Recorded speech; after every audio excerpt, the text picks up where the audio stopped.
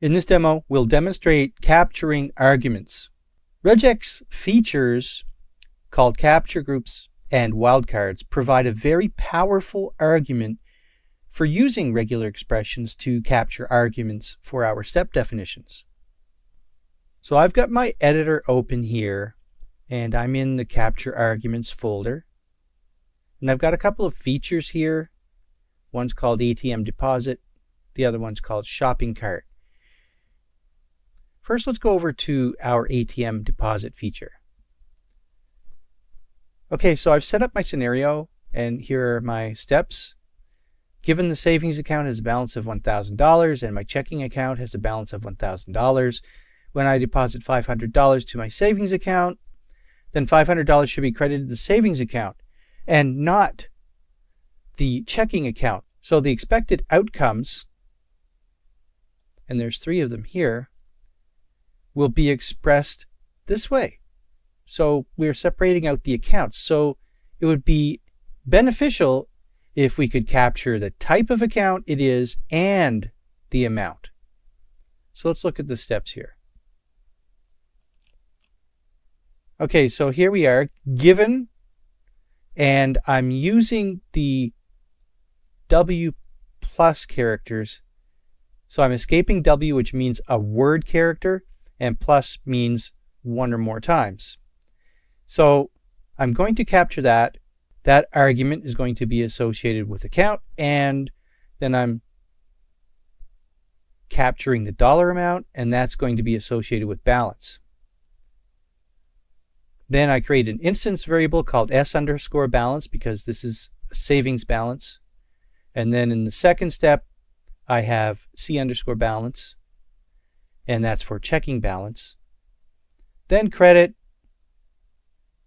Then here what I'm doing is my assertion is as follows.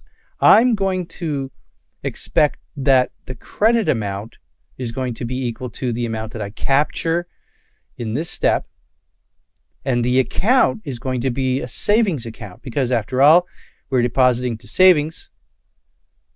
And then in this step, basically what I'm doing is the new balance is going to be, and this is my savings account again, is going to be the sum of S balance plus the credit.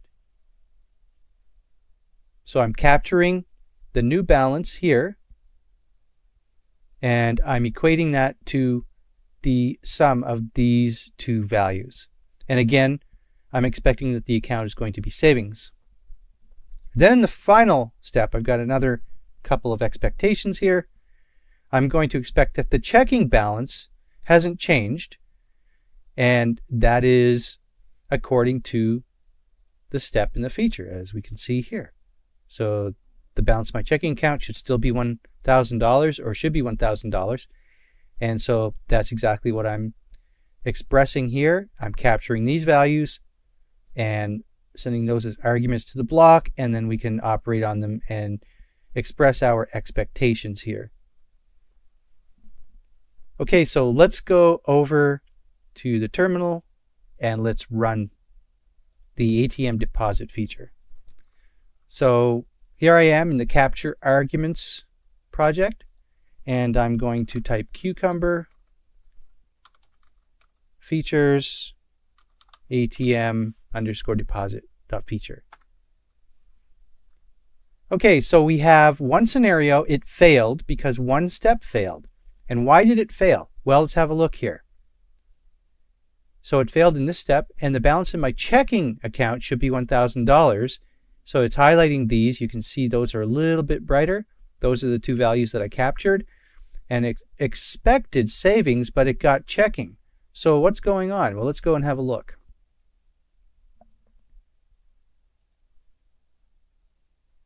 Okay, so we expressed here expected savings. Well, this is actually the checking account. If you look at this last step, okay, so that should be the checking account. So if we fix this down here, and this should be a checking account. Let's save the changes. Let's go back and run that scenario again.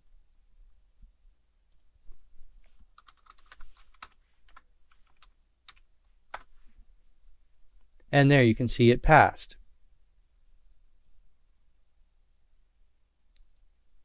Okay, so that's multiple arguments. And it's the power, again, of regular expressions. And what I'll do here is I will include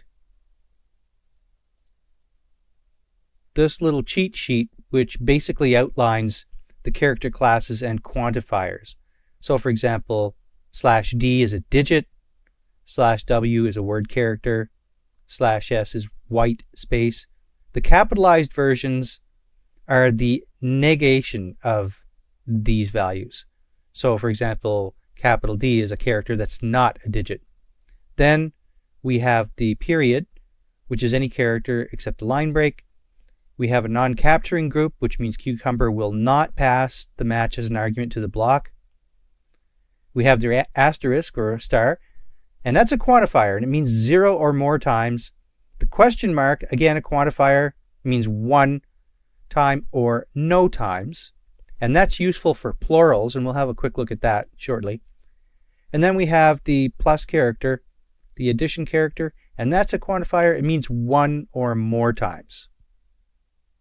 Okay, so let's go back over to the code editor and let's look at shopping cart. Okay, so I've got the shopping cart feature here, and I've got 2 scenarios. So given there are 3 books in my shopping cart, when I add 1 book to my shopping cart, then I should have 4. And then I have another scenario which is very similar. So given there are 3 books, when I add 2 books to my shopping cart, then I should have 5 books in my shopping cart. And let's go look at the step definitions here. Okay, so basically I'm capturing the number of books, and again here I'm passing those as arguments to the block, and so I'm adding up the final totals. So whether it's 1 or many, it should add those totals properly. So let's go over and run this scenario.